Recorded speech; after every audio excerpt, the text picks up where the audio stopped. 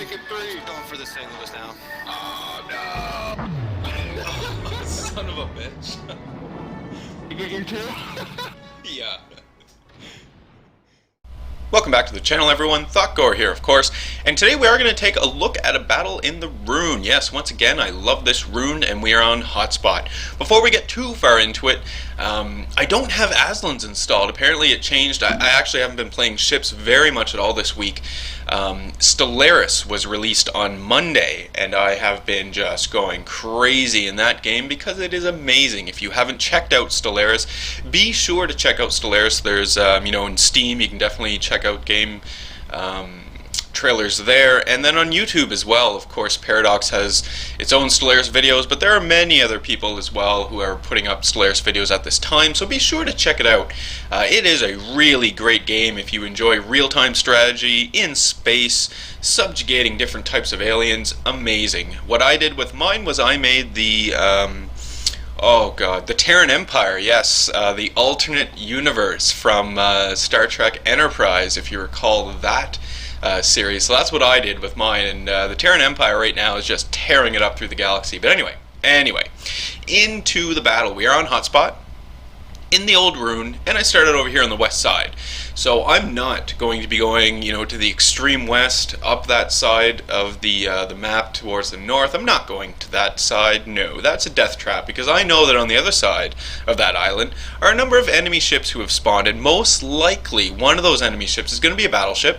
And, as lovely and as awesome as the Rooned is, I really don't think she can take on a battleship one-on-one in open water, right? It's just not going to happen. I am going to die, so I figured, what the hell, I'm going to go this way. So I do have some allies around me, and I notice as well that, if I continue to turn, I'm going to run into this Thotgor driver here, so don't want to make that person angry and torpedo me, so I'm going to just slow my throttle down, right? Get the turn going, let those guys go in front, spot some of the enemies, specifically some of my destroyers there who are up front, and then hopefully myself and the Thotgor can provide some support from the background. Now obviously we do have some ships in and behind us as well, so those ships will also be helping out in the support role. Now, on the east side, you can see my team is moving into the C cap zone. The enemies are currently capping it, but I do have some members of my team going into that zone. We see the Thotgor off in the distance. I put some shots into him, get a nice citadel hits there, so that's not too bad at all. And then we're taking a look around at the other ships, so we see a Baltimore. Now, I was fairly fixated on this Baltimore because I was convinced that this player, at this time, was going to come into the center of A, so I was getting ready for this, right? I was just pounding away at him, hoping that he came in here to A. Once the player gets into A, take the player down. Oh yeah. It doesn't actually happen though. The Baltimore player isn't entirely a window licker, so does recognize the situation here that, hey, there are a lot of enemy ships in the A point. Maybe I don't want to go in there and die right away. So kudos to that player for at least recognizing this. Now in the meantime, while all of this is going on, you can see that my team over at over at C is most likely not going to be capping that point. They split up, right? They're not really together, and it's basically just one destroyer I have in the point capping it. But at B, we do have a destroyer who split off from the group over there on the east and has moved into B and started capping B, so excellent job there. And then my side over here, we are continuing to work over these enemies. We have the advantage of having the destroyers with us, in that the destroyers can actually get into the point and cap it, while the cruisers in the background can sort of peck away at these enemy ships, right? You can see I did lose a friendly Thotgor there who pushed too far into the center, and that's really something you want to watch out for in this opening stage of the battle on Hotspot here. As a cruiser, you don't necessarily want to get yourself into the center of the point right away, especially at the beginning of the battle like this. You're going to have a lot of enemy ships shooting at you. And to take it back to hit point conservation, you really don't want to trade off those hit points this early in the battle. Not if you can help it anyway, right? So we see a friendly North Carolina moving off on the, starboard side. And he's, heading out over towards B, so that's fantastic. We can see the Baltimore's in behind some islands, so I'm not going to be able to get any hits on him, but I do have some nice clean shots on the enemy Colorado. So immediately I'm going to start putting shots into this enemy Colorado. Why the hell not? Now you can see I am moving towards the west side, right? It is intentionally, but I don't have the intentions of continuing forward going up the west side. All I'm doing is strafing in behind the A point. So eventually I'm going to get into a situation here where I'm going to have to turn around and start going towards the east once again, right? And in fact, you can see that while I'm taking shots off the Colorado here, doing some pretty amazing damage here as well. It's a Rooned, so it's not so surprising, but always great to see. While I'm turning, taking shots off the Colorado, but I do see the Izumo in the background, right? This is Izumo. So the Izumo is firing at me. There we go. We can see shots are on the way. This player was obviously waiting for me to start my turn. So good call by this player. I get really lucky, right? And I do take some hits there, but not too bad, and I'm able to repair the damage immediately. But this Izumo is basically just staying, to the edge of the map. You can see that the player is in a reverse. So this is basically a trap. Basically a trap. A lot of people would be tempted, I guess, to go after the Izumo, to take out the Izumo, because he's just sitting there on the side of the map going in reverse. Why bother letting that guy stay there? No, that's a trap. That is a trap. You're going to get yourself at a position while you're trying to take on the Izumo.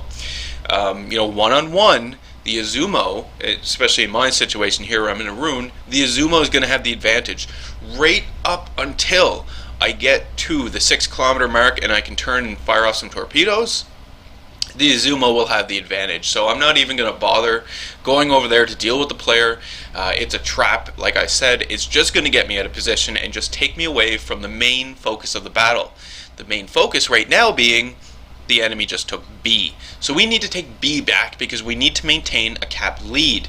The enemy is leading us in points right now, but you can see, an enemy ship just died, one of my ships just died, so the points are still fairly even right now. Anyone's game at this point in time, and I'm not willing to have this be a loss. So you can see I got a nice little hit there on the Baltimore, because the Baltimore has finally decided to push beyond the island, so we're just going to start engaging this guy immediately while I'm cruising over to B, because that's my ultimate objective, take back B. That's what I want to do. That's what I've been, I didn't do it consciously, but my hit points, right, are fairly good right now, so I can afford to lose some hit points in taking B. So I can take a few more chances here at B, as long as I'm being careful, because I know that there are 2 enemy destroyers, well, at least 1 enemy destroyer anyway, here at B, so I need to be aware of this. The enemy destroyer who is at B is a Utiloid, so a tier 9 Russian destroyer. Not too concerned about the Russian destroyer's torpedoes, but what I am concerned about are the guns on this destroyer, right? My Rooned is an amazing ship, but she doesn't have that much armor, so if I get too close to this Utiloid, this player could start rapid firing armor piercing into me and take me down very, very quickly. And in fact, as you will see, once I get into the point here, it becomes a little hairy. So we do still hold our command over A. The enemy ships, they're not really that big of a threat at A. Unfortunately, my destroyers took the bait and are going after the Izumo. Now, obviously, it's a different situation when destroyers are going after a battleship. However, we really could have used some destroyer support over here at B. As this situation unfolds, you'll see I really could have benefited from a destroyer, but luckily, hit point conservation saves me here. I have enough hit points to be able to do what I want to do and actually take the point. So here we go. We're in the point. I'm starting to cap it. So there's 2 enemy destroyers left. It's a Benson and a Utiloid. Now the Utiloid is in front of me, obviously. We can see he's firing at me right now. I've got my acoustic sonar ability popped, obviously, because I want to be able to see any destroyers, more importantly, any incoming torpedoes. So we see torpedoes on the way for me. We're just going to make some slight maneuvers here to make sure that I don't hit anything. I'm on fire now. My health is going down. My repair is on cooldown, so I'm not going to be able to put out this fire, and I still have the Utiloid shooting away at me. Now I didn't want to press too far forward, so I'm starting my turn. I'm trying to look for the Utiloid, and it's at this point in time that I see the torpedoes, and oh, there's the Benson. Okay, so I do have armor piercing loaded up. I think this was just habit, but anyway, fire off my high explosive at the Benson, do a bit of damage, but the Benson isn't got a little shafted here because his cover just ran out. I could definitely shoot over this little landmass here, so we put another salvo into him. Now that was armor piercing, so it did a bit of damage. It's not too bad at all. Just need to wait for my guns to reload, clicking frantically. There we go, shots are out, and I take out the Benson. Fantastic. But look at my hit points, right? Not doing so good on them. I've got 2 fires set to me, so I'm burning away. There we go. I'm just able to repair my fire, or put out the fire rather, and now I'm going to start repairing my hit points. you can see the benefit here of just being aware of hit points, right? Choosing your battles. Where do you want to push? And you know, how many hit points can you trade off to make that push? So myself and the Thotgor, we've now managed to cap the B point. So fantastic, B is capped. Here comes the tier 7 Russian destroyer, the Shores, I believe. Not 100% sure on the pronunciation on that, but anyway, Shores is coming up. I put a quick shot into him, didn't do a whole lot of damage, but you can see this player is firing armor piercing and did a bunch of damage to me here as well. So it's at this point in time that I'm ready to die at any moment now. I figure that it is all over. You know, I don't have much of a chance here, but I'm forgetting that I'm in a pretty amazing cruiser here.